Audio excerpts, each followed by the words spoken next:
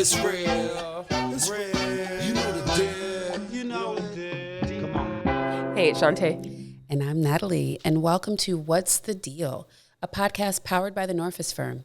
At The Norfus Firm, we solve people problems and have the great pleasure of working with employers all over the world on human resources and diversity, equity, and inclusion issues. Hey. Hello. It's funny that it's wild that I think after almost 50 episodes, this is our first time formally talking about intersectionality. And I feel like we've talked around it. Yeah. We've created a container for this episode for sure. But Definitely. it's really time to hit it head on. And the reason why it's time to hit it head on is that if we're really going to evolve like workplace culture practices, if we're really going to figure out how to build these cohesive teams that are working together, we can't only be focusing on single demographics. You're going to be like, why is she saying that? Well, let me just turn it over to my beautiful co-host, Shantae Gordon. Hello, everyone. Happy Tell to us be a here little bit today. about intersectionality. Yeah. So intersectionality is, to your point, kind of directionally where we're going with this DEI work, because we aren't just one thing. And so the idea is that we do have to acknowledge that there's variety in everyone. And so, but particularly with intersectionality, just to define it, because we believe in shared language, as always, we really like working with the definition that comes out of Kimberlé Crenshaw's work. She is I just want to be clear, she's a civil rights activist. She's a professor. She's at UCLA, Columbia Law School, and she really came up with this term, I believe, or in the late 80s, I believe, or 90s, around this intersectional theory. And it's about how systems of oppression are experienced by people who have different demographics that intersect with one another. So, you know, if you could think about it as Black women are going to experience the world differently than just white women, and Black gay women are going to experience the world differently than just straight Black women. And so it's like, as you add in these different layers and levels, your experience of these systems of inequality is different. And so it's like, how do you acknowledge that and then support that in the workplace in particular, because that's the audience who we speak to. And this point that you make around intersectionality, we're not one thing. It just makes me think of our episode with Clive Chang. Love you, Clive. Hey, Clive. Where Clive talked about how an ensemble, it has to come together, and how each person has their part, but that's not the only thing that they are. And I think when we think about intersectionality, and you literally think about street intersections, right? There's something that those streets have in common because they cross one another, they share space with each other, but then they are their own distinct streets as well, right? And so the reason why intersectionality is so important to the type of work that we do, if you're talking about, again, workplace culture or your DEI strategies, is that with limited time and resources, just because of the way this world moves, we also want to find those intersections that have common solutions, right? So like what we can tell you is that it's going to be impossible to come up with a solution that's only for Black gay women and only for only child employees, and that's only for people who speak Spanish, and that's only for people with disabilities. Like, how do we find the throughputs to those intersections, right? So we are, I think by the time this episode airs, we will be in June. And June in the U.S., as most folks know, is Pride Month, where the LGBTQ plus community is celebrated in terms of the history of the laws that were passed, how we got to Pride Month. And it's also Caribbean American Heritage History Month, or Caribbean, as some say.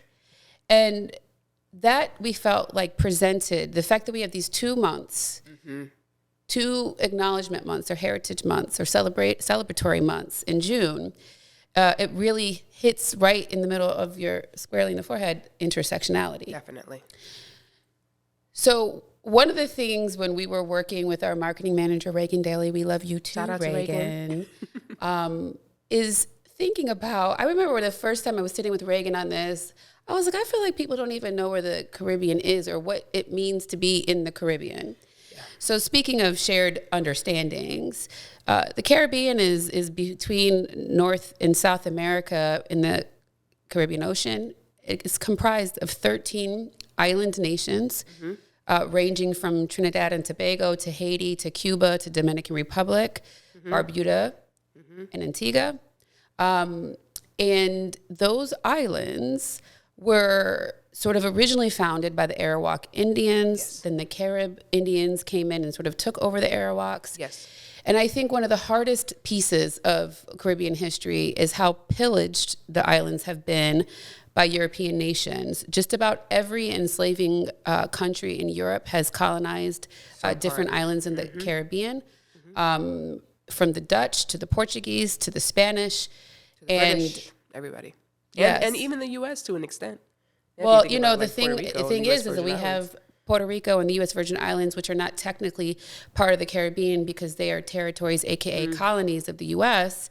And so, but the culture is very shared, Yes, right? right. If you go to St. Croix, where my mother lived for 23 years, which is one of the most beautiful islands I've ever been to, culturally, it's much more akin to being in the Bahamas or being in Jamaica than it is being in the U.S. Right? If you've been to those places, and so I think they're part of the Leeward, Wayward. They're in those U.S. Virgin Islands, but they belong to the U.S., so they're not technically the Caribbean. Sure.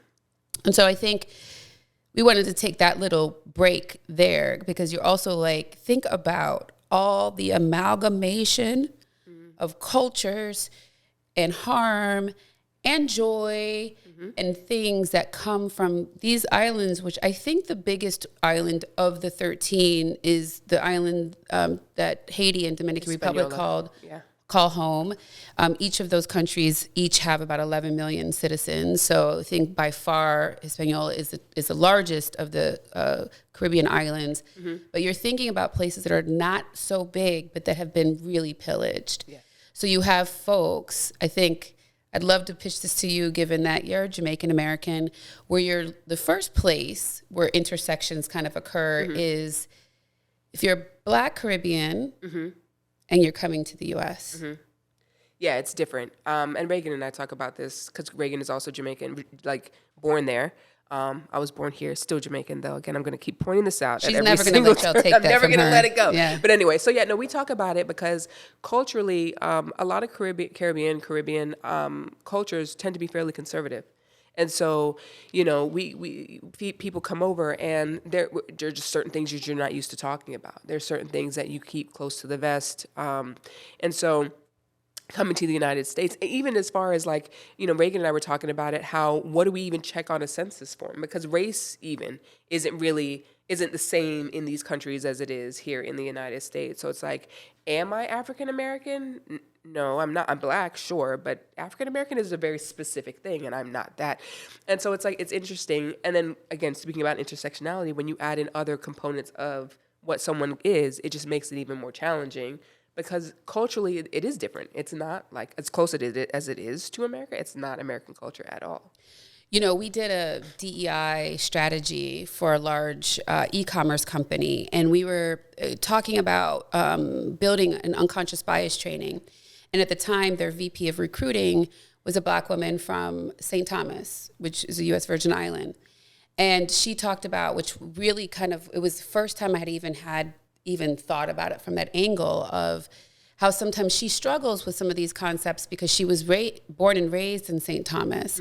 So everybody she saw of import were Black. Right. Black judges, Black police officers, Black business owners, Black, everyone in their government is Black, right? And then you come to the U.S., and then it's the first time you're sort of facing your Blackness in a way where you are underrepresented. Right. And how that shows up. And I think that's important because I think sometimes if I was sitting next to Reagan, they were like Black and Black. And it's like, yes, and. It's an and. Very different experiences, right? I was born and raised in Cleveland Heights, Ohio. People are very disappointed when I tell them that because they expected down here in Miami. they expected to be something totally different. But I love my hometown. And Washington, D.C. Those are the two places I grew up in. Right. Reagan grew up in Montego Bay. Arguably a much better place to have started. But I'm not going to do comparisons, right? Comparison's the killer of joy. It is thief of joy. Yep. But it's like that thing of like, then even if me and Reagan are meeting in the first time for the in the workplace, which we did, I have to make sure I'm taking time to understand her and not assume because she has skin that looks like a Black person that her experience is the same as mine. Right. So that's the first sort of piece of layers we have to think about, right? Exactly. It's LGBTQ Pride Month. Yeah. Listen, I want to be clear before we enter into this next part of the discussion that there is homophobia, extreme homophobia everywhere in the world. So we're not picking on the Caribbean because at the end of the day, you find it everywhere in this world. Yes. But when we were thinking about that we're in this month and the intersections, we thought we would be remiss if we didn't talk about how that can show up in Caribbean nations. Right. And again, as I mentioned earlier, Caribbean nations are very conservative. I love how you keep alternating between the pronunciations just to give folks the mood, opportunity. Yeah. Right. Tomato, potato. However you say it, we know what you're talking about, right? It's communication.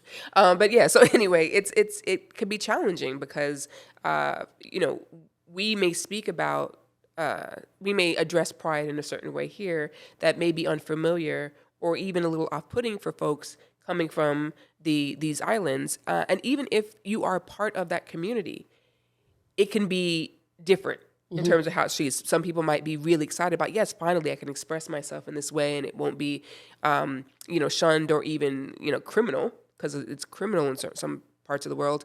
And then others, even though they may be a part of that community, may still feel like, I still want to keep that close to the vest. I don't necessarily want to express myself or that part of myself. I'm not comfortable doing this in a very public forum. And so, it really, if you're coming into it and you're engaging with people and you're wanting them to show up a certain way, that could be problematic. Yeah. And I think when you look at, we have 13 different countries. Most of all, we when we were doing our research for today, most of those 13 countries have or have had some type of law, as you alluded to, criminalizing homosexuality and other aspects of being part of the LGBTQ community. And one of the things that really stood out to me when I was reading that, because I'm a lawyer, so I'm going to be really nerdy about the law, is that in Grenada, they have a statute that criminalizes unnatural connection. So even when you think about that term, an unnatural connection, if you're coming from a place where maybe you've known in your heart for your whole life that you're gay, you're being told it's unnatural. Right.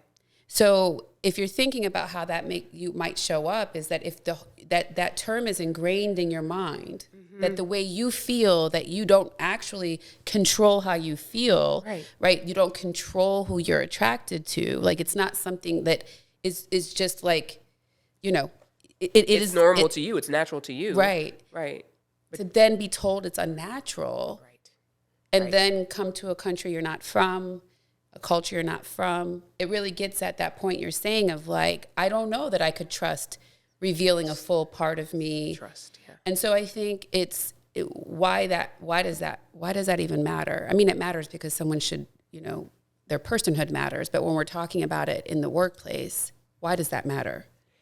It speaks to, you just said it, it's the trust piece. It's signaling that you are okay as you are to come here and do the work and express your talents and your gifts as needed. So, you don't have to, as we said it to Reagan the other day, that Reagan, bring your whole self to work, like come with everything, right? Because she's finally allowing herself to really bring her experiences. And so I love how this has become a Reagan appreciation episode. Definitely. We love her. But it's like,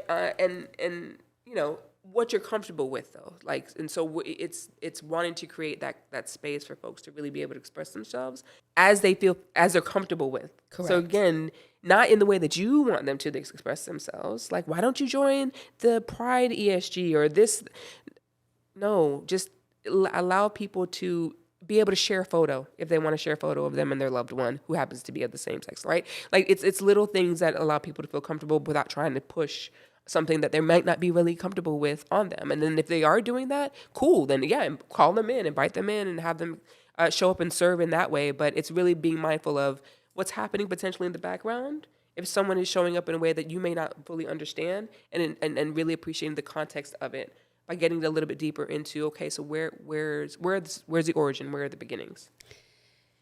I love how you put this, because I think that the reason why we harp on this so much is that we are constantly seeing people uncomfortable with how another person shows up at work. And sometimes the way another person shows up at work, by all accounts, is inappropriate, right?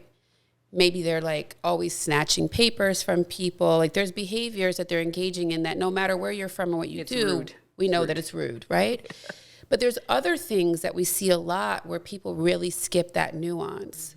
Oh, that Shantae, she's so quiet. I don't know if, I don't really know if she belongs here. Or I don't know much about her, right? And so it becomes if I don't know enough about you to know if I like you or don't like you, then we kind of default to, well, then something's wrong with Shantae. Right. Instead of pulling back and saying, first and foremost, what is the work product I get from Shantae? Let's be clear. We're here to work and produce stuff. To work, produce. Thank you. So before you're worried about like people's, but the body language and the this and the that, it's like, how is the work product? Right. Number one. Number two, I'm about to get hype. Have you established behavioral norms that are widely communicated early and often to your teams? How can someone not be a culture fit? How could someone be showing up inappropriately if you don't have any damn standards about how they are supposed to show up? How? You just get to decide whether they're showing up well or not? Just randomly, arbitrarily in your head? How 'Cause it's in your often? head? Oh, they're not a culture fit. Well, what the heck is the culture? This came up with some work that you were doing for a client that was having some friction in one of your investigations around a Black Jamaican woman. I think was she Jamaican? Yeah. And I won't go too far into that, yeah. other than to say because it's still ongoing. But what it highlighted for me was that people, especially people who have worked together for a long time, they develop their own subculture, and everything that's not that is a problem, but they never communicate what that is.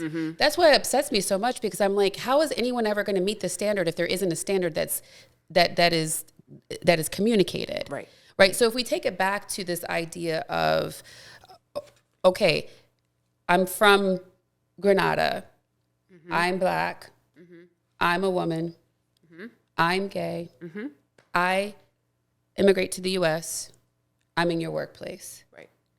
I don't know who you all are, so I don't have a lot to say in the beginning. I'm observing, seeing how it's going. Right. And then you're like, oh, but you don't seem like you want to be here. You seem like I have an attitude. You're like, what? I don't know you. Trying to build a trust. Right. And what's expected of me? Right. Like when you say that, what would make you feel like I want to be here? Exactly. Right. Like it's a lot of this thing where I don't think it ever has gotten questioned. And obviously I'm questioning it a lot these days because I do investigations on top of our work, and investigations get very acute where you're really listening to what people are talking about and how they're looking at you and how they're responding to your questions and what makes them uncomfortable and all these things. And it just highlights like one witness I said, she kept saying, well, it's unprofessional. And I'm like, well, does this company have a definition of professional? She said, well, I do in my head. Okay. All right. How is anyone supposed to like ever meet that? Right. In your head. Right. So I think the reality of what we're getting to at this episode is that it's performative to say bring your whole self if you're not thoughtful about what a whole self looks like. Right. Whole self includes intersections. Yeah. Well, it's layered. Like we're not just one thing. And those intersections allow us to have a very unique experience of the world. And so in order for us to be able to relate to one another and be in community with each other, we have to, as always, we always say, get curious. When someone isn't showing up in a way that you think is normal, first of all, what does that mean? But second of all, get curious about it. Get to know them a little bit more. I think is what we're encouraging in this episode as well. And set your expectations. Yeah. If you feel like certain behaviors are important in your workplace, tell people. Use your words. We're at this big age, as you love to say. Yes. So, all right. Now, what are some ways to think about bringing intersectionality into workplace culture programming or DEI strategies? What are some thoughts that you have around how you can put intersectionality front and center? Yeah, a lot of the work that we see is around like the ESGs, which are the ERGs. employee. Golly, not ESG. ESG is also relevant to what we do, but that's not this particular episode. This one is about employee resource groups or business resource groups, but how they work with one another. Because a lot of them, at least here in the United States, are still very single demographic focused. So it's really taking that higher So it'll be like a women's leadership group, a Black employee resource group, or a Hispanic employee resource group, or or even the LGBTQ resource group plus resource group. So it's like, how do we work with those groups? How do we create programming or initiatives or things where they can work together to really to achieve whatever result is the organization is wanting to achieve? And also when you're developing products or you're working on certain things, like how do we pull in these different voices and these different viewpoints to really understand how this would affect certain communities? Right. Again, because we're not just one thing. You're not just talking to, even within, if you're talking to Black people, we're not a monolith, as folks like to say. It's the same thing with Hispanic people, Asian people, et cetera. So how do we make sure that we cast a wide net? You got to have folks that represent various backgrounds at the table. And to bring it even more micro, I think more often than not, there are common solutions, right? Yeah. We have conversations a lot where people are like, yeah, but we don't want our issues to get subsumed with their issues. And you're like, great, so what's your issues? And then they tell you. And then the other group, well, what's your issues? And you're like, they're not that different. Right. Or at least the solution to them could be pretty similar. So it's like when thinking about, in the end, the common goal here is creating a workplace where people feel like they belong. You can't make people feel like they belong, but you can engage in inclusive behaviors that get them to that point of feeling they can trust you and feel like they belong. And so to do that, you also need to bring different types of people together. So when we're thinking about, and again, this is not just like haphazardly bring them together, but I think your example is probably one of the most straightforward ways of thinking about, all right, we're putting resources towards these ERGs. We have a client who had 27 of them, right? At some point, that could become unwieldy. Not that all of those people don't deserve to have opportunities or spaces to build community. There's a different way to build the community, I think. And I won't bore you with that today because that's a whole different topic. Point being, though, is where can we find ways to work together so that it doesn't become just about only looking at one group a certain way and another group a certain way. It becomes seeing people as people and seeing them across their intersections also helps make this just a natural thing we're doing. When we talk about operationalizing it, it's that. Where it's like we don't have to think about it at some point. It's like, oh, okay, I understand. There are things that are going to be unique to you. For example, if English isn't your first language and that's the language we speak in the workplace, that is very different. Yeah. Than a lot of other folks who speak English fluently or that's their first language. Right. But yeah, anything else on this? I got hype. Yeah. No, I think we covered it. I think the whole point of bringing up intersectionality is to really highlight the work that needs to be done from an inclusion standpoint.